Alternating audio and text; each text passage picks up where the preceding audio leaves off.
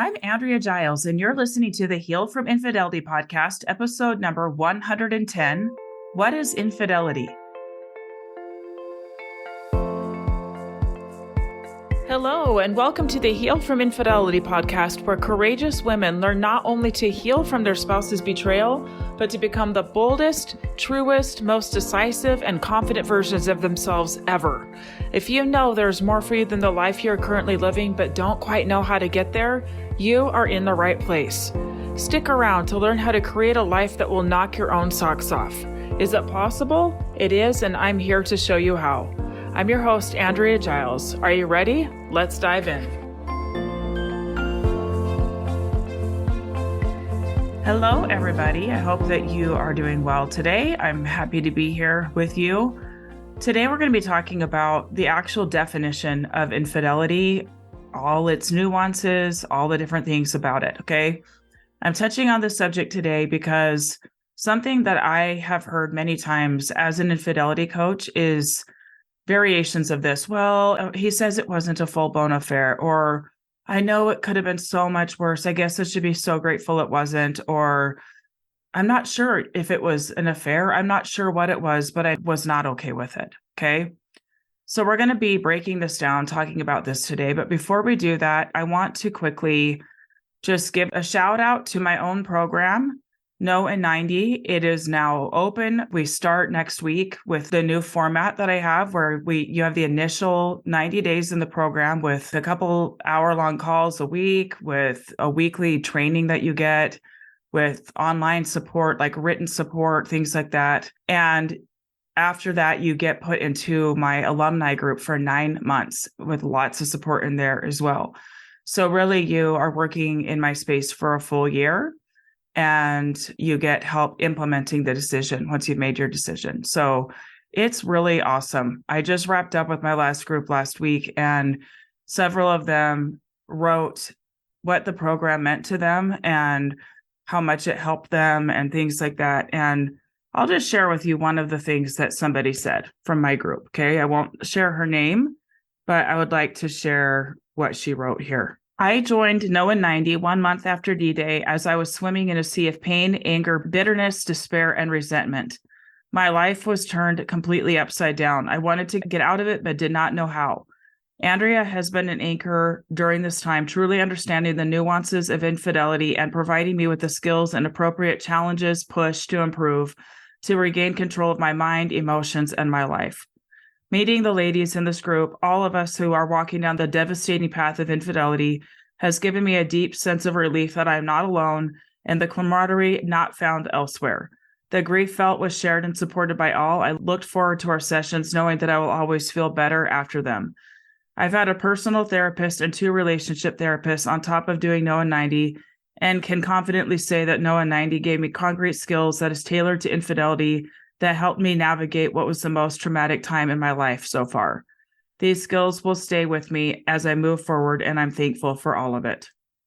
So that's one. There's several more that people have shared, and it's just been amazing to watch my women's lives change, to see them step into their own authority, like really choosing for themselves what they want, showing up in advocating for that, advocating for themselves, having the hard conversations that drive things forward. It's something else. It's been such an honor.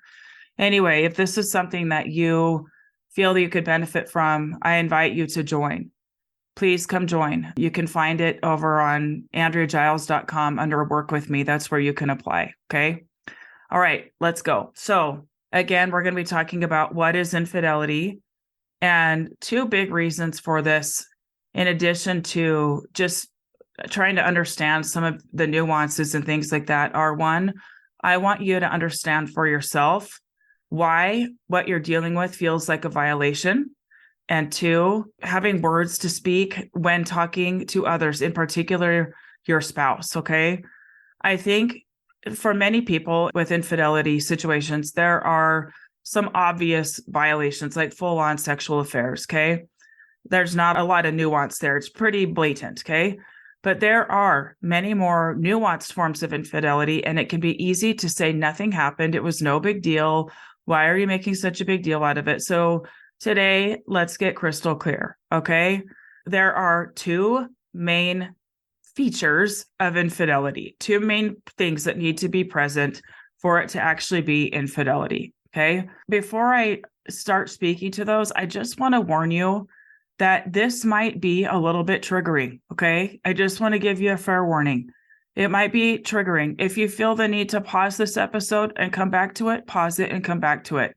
I'm going to be so honest with you. While I was preparing this episode, I felt a little bit triggered by some things that happened like 12 years ago, 11 years ago. Okay. And it was helpful because I was able to go look at some specific things that happened in my first marriage and go, man, no wonder that felt so terrible. Right. Like just having the words, having the education, and then putting it on your own life and seeing it in your own life, it can be very uncomfortable, but very telling. And for me, it was uncomfortable. I went and talked to my husband about it and like, yeah, like this thing happened. Isn't that wild that this happened, and shared with him? Anyway, so if you feel triggered, if you feel uncomfortable, turn it off and come back to it. Okay. I do want you to finish it though, because I think that it will help you. Okay. And also know that the more that you understand about your own situation, it is power. Okay. It takes you out of being in a really vulnerable situation where you're just kind of going off of little bits of information, not the whole truth, not even knowing what the experience is. Okay. I want to get you out of that vulnerable position and into power. Okay. So please listen. All right. Indicator number one that it was infidelity. There was some kind of transgression. Okay. The official definition of a transgression is this: an act that goes against a law, rule, or code of conduct, an offense. For many people that I work with, they are in relationships where they thought it was a given that they will not give attention in any way to people outside of the marriage. For some couples, they have agreements that they will not be alone with members of the opposite sex, or for, same-sex attraction for the same, if it's in a situation of being alone, going to lunch, things like that. Okay. For some, they are more liberal with things like that. Like they don't mind if they go to lunch with coworkers or things like that, but it crosses the line when there's anything sexual discussed. For some, the transgression is giving time and energy to someone else, even if it is not sexual in nature, extra care, money, time, or it can be as simple as brushing hands or touching someone on the back. Okay. It's a violation of the marital agreement, even if just assumed. Sometimes it's, well, we never talked about it. We never actually specifically said that we're not okay with, touching somebody's hand. So what's the big deal? I was just giving her a hug, whatever. Okay. I was just giving her a hug. And if it feels like a violation, I'm going to tell you it probably was one. And I want you to honor it. Okay. One thing I want to point out here is that there are many couples in this world who have polyamorous relationships that have, you hear about swingers, things like that, and they are in agreement that that's what they're doing. They're both on board with it. But guess what? Infidelity happens there too. And it's as long as somebody breaks the agreement, it's a transgression. Like we agreed that we were okay with this as long as we always discussed it. We always would share who, when, all the details, and you snuck, you violated the agreement. Okay. There was a transgression. Okay. The second indicator is deceit. It's one thing to violate the marital agreement. Okay. What takes everything up a notch or 2 or 3 or 5 is when it is hidden and or blatantly lied about. Okay. The definition of deceit is this: the action or practice of deceiving someone by concealing or misrepresenting truth. I really liked this definition because it covers one of the main ways people can deceive, and that is by concealing, hiding. It might not be openly, blatantly lying, but it is a form of deceit nonetheless. So some common examples of concealment: deleting texts and recordings, using apps that are hard to locate on a phone, or deleting the apps from day to day, okay, and then reloading them.